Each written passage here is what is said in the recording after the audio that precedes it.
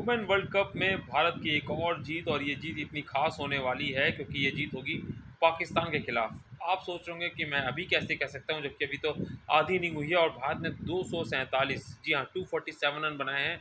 पहली बार उसके 10 wicket Pakistan team ले चुकी है, लेकिन आपको बता दें 247 रन आज तक कभी पाकिस्तान चेज ही नहीं कर पाई है, वहाँ तक पहुँच ही नहीं पाई है।